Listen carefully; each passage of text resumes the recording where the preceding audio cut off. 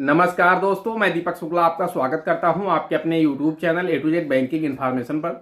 दोस्तों, आज के वीडियो में हम बात करेंगे स्वरोजगार क्रेडिट कार्ड क्या होता है, स्वरोजगार क्रेडिट कार्ड कैसे बनता है, स्वरोजगार क्रेडिट कार्ड से आपको कितना लोन मिल सकता है, स्वरोजगार क्रेडिट कार्ड की ब्याज दर क्या होती है, व स्वरोजगार क्रेडिट कार्ड में कौन कौन से डॉक्यूमेंट लगते हैं, व इसका रिपेमेंट टाइम क्या होता है। दोस्तों, स्वरोजगार क्रेडिट कार्ड पर आप लोगों को विस्तार से जानकारी दे उससे पहले आप सभी लोगों से मेरी एक ही रिक्वेस्ट है, अगर अभी तक आपने हमारे चैनल को सब्सक्राइब नहीं किया है तो प्लीज सब्सक्राइब कर लीजिएगा, साथ ही साथ बेल आइकन भी प्रेस कर लीजिएगा ताकि आने वाले वीडियो के नोटिफिकेशन आपको मिलते रहें। चलिए शुरू करते हैं। दोस्तों, स्वरोजगार क्रेडिट कार्ड देश का कोई भी वह व्यक्ति बनवा सकता है जिसका कोई खुद का व्यवसाय हो, चाहे उसके पास में कोई भी दुकान यानी शॉप हो। अगर उसकी दुकान छोटी है, उसे वो बढ़ाना चाहता है तो वो बैंकों से स्वरोजगार क्रेडिट कार्ड से लोन प्राप्त कर सकता है, या फिर कोई फेरी लगाता है यानी कोई अपना सामान साइकिल में या फिर मोटरसाइकिल में बांध करके या फिर किसी लोडर में रख करके वो गांव-गांव बेचता है, तो ऐसे लोग भी स्वरोजगार क्रेडिट कार्ड बनवा सकते हैं। साथ ही दोस्तों, अगर आपके पास में किसी तरह का कोई ऐसी वस्तु का आप प्रोडक्शन करते हैं यानी आपने कोई मशीनरी लगा रखी है, आप उसे बढ़ाना चाहते हैं, तब भी आप बैंकों से स्वरोजगार क्रेडिट कार्ड से लोन प्राप्त कर सकते हैं। दोस्तों, अगर आप इस तरह का कोई भी काम करते हैं तब आपके लिए स्वरोजगार क्रेडिट कार्ड स्कीम बहुत ही बेहतर है, यानी आपके लिए सबसे बेस्ट स्कीम है। आप इस स्कीम के माध्यम से लोन प्राप्त करके अपने व्यवसाय को बढ़ा सकते हैं। दोस्तों, अब बात कर लेते हैं स्वरोजगार क्रेडिट कार्ड बनवाने में किन किन डॉक्यूमेंट की आवश्यकता पड़ती है। तो दोस्तों, हम आपको बताना चाहते हैं, अगर आप स्वरोजगार हेतु बैंक से लोन प्राप्त करना चाहते हैं स्वरोजगार क्रेडिट कार्ड स्कीम के माध्यम से, तब दोस्तों आपको अपने KYC डॉक्यूमेंट यानी आपको अपना आधार कार्ड, पैन कार्ड देना होगा। आपको अपने पासपोर्ट साइज के 2 फोटो देने होंगे। उसके साथ में दोस्तों, अगर आप बैंक से 1 लाख रुपए से ज्यादा की स्वरोजगार क्रेडिट कार्ड लोन की मांग करते हैं, तब दोस्तों आपको अपनी दुकान का GST नंबर भी देना होगा। वहीं अगर आप 1 लाख रुपए से कम लोन की मांग करते हैं बैंक से, तब दोस्तों आपको GST नंबर नहीं देना है। तो दोस्तों, अगर आप 1 लाख रुपए से ज्यादा स्वरोजगार क्रेडिट कार्ड लोन की मांग करते हैं, तब आपको अपनी दुकान का GST नंबर भी देना होगा। उसके साथ में दोस्तों, आपको उस बैंक के नाम से 100 रुपए के 2 स्टैंप लेने होंगे। वो स्टैंप सादे होंगे, उन पर कुछ भी नहीं लिखा जाएगा, बस ये आपको बैंक के नाम से लेने हैं। उसके साथ में दोस्तों, आपको 10 रुपए के स्टैंप पर एक एफिडेविट यानी हलफनामा भी देना होगा अपनी तरफ से कि मैं स्वरोजगार क्रेडिट कार्ड स्कीम के तहत बैंक से लोन प्राप्त करना चाहता हूं। दोस्तों, इन सभी डॉक्यूमेंट के साथ में आपको अपने नजदीकी बैंक चले जाना है। दोस्तों, उस बैंक में जो भी शाखा प्रबंधक है या फिर जो भी लोन अधिकारी है, उनसे आपको मिलना है, उनको आपको अपनी बात बताना है, आपको अपने पेपर उनको दिखाना है। जैसे ही आपके पेपर देखेंगे, उसके बाद में आपकी सिविल चेक करेंगे। दोस्तों, सबसे पहले आपका सिविल स्कोर देखा जाएगा। अगर आपने जो भी पहले लोन लिए हैं उन्हें सही से पे किया है, आपका सिविल स्कोर अच्छा है, तब वो आपसे आगे बात करेंगे। वहीं अगर आपकी सिविल खराब है, तब आपको वहीं से वापस कर देंगे, यानी आपका जो सिविल स्कोर है अगर वो खराब है, तब आपका स्वरोजगार क्रेडिट कार्ड नहीं बन पाएगा। तो दोस्तों, अगर आपका सिविल स्कोर सही होता है, आपको अपनी बात बतानी है। उसके बाद में वो आपकी शॉप का इंस्पेक्शन करेंगे। हो सकता है वो आपके साथ में ही आ जाए, या फिर आप उन्हें अपनी दुकान का पता नोट करा देंगे। उसके बाद में जैसे ही उन्हें समय मिलेगा, वो आपकी दुकान का इंस्पेक्शन करेंगे। उसके बाद दोस्तों, वो वहां पर ये चेक करेंगे कि आपने बैंक से जितने भी ऋण की मांग की, यानी आपने जितने भी लोन की रिक्वेस्ट की है, उसका 50% सामान आपकी दुकान में है या नहीं।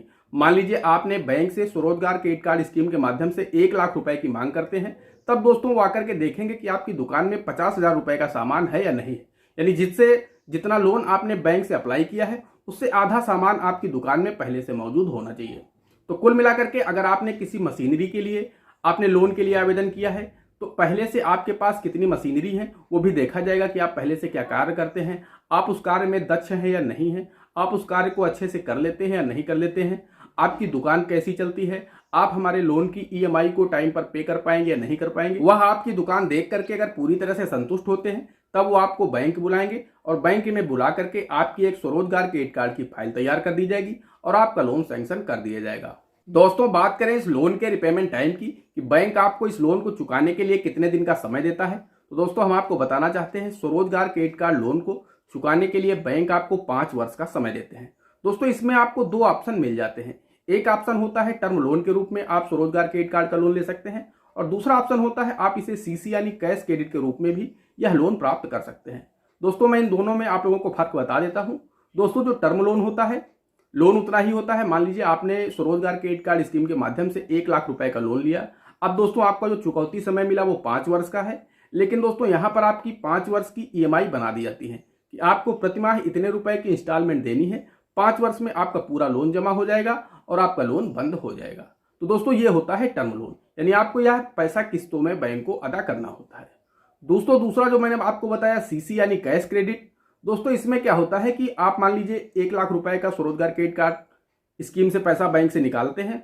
दोस्तों इस पैसे को आपको पूरा अपने पास रखना है। 90 दिन के अंदर आपको अपना पूरा पैसा ब्याज समेत बैंक को वापस करना है। तो दोस्तों इसमें कोई भी इंस्टॉलमेंट आपको नहीं देनी होती है, लेकिन दोस्तों आप 90 दिन के अंदर आपको ब्याज समेत पूरा पैसा जमा करना होता है और उसके अगले दिन आप पुनः फिर से 1 लाख रुपए विड्रॉल कर सकते हैं।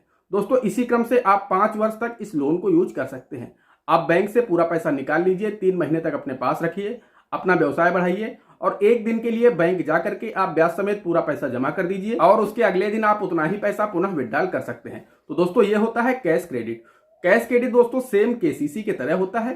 केसीसी में आपको चुकौती वर्ष 1 वर्ष का होता है, यानी 1 वर्ष में आपको पूरा पैसा ब्याज समेत देना होता है। लेकिन दोस्तों जो ये आपका कैश क्रेडिट स्वरोजगार क्रेडिट कार्ड होता है, इसमें आपको 90 दिन का समय दिया जाता है। आपको 3 महीने के अंदर ये पूरा पैसा जमा करना होता है ब्याज समेत, अगले दिन आप फिर लिमिट भर का पैसा विड्रॉल कर सकते हैं। तो दोस्तों आपको जो भी अच्छा लगे, आपको लगे कि आप मंथली इंस्टॉलमेंट दे करके इस लोन को अदा करना चाहते हैं, तब दोस्तों आप टर्म लोन ले लीजिए स्वरोजगार क्रेडिट कार्ड स्कीम के माध्यम से।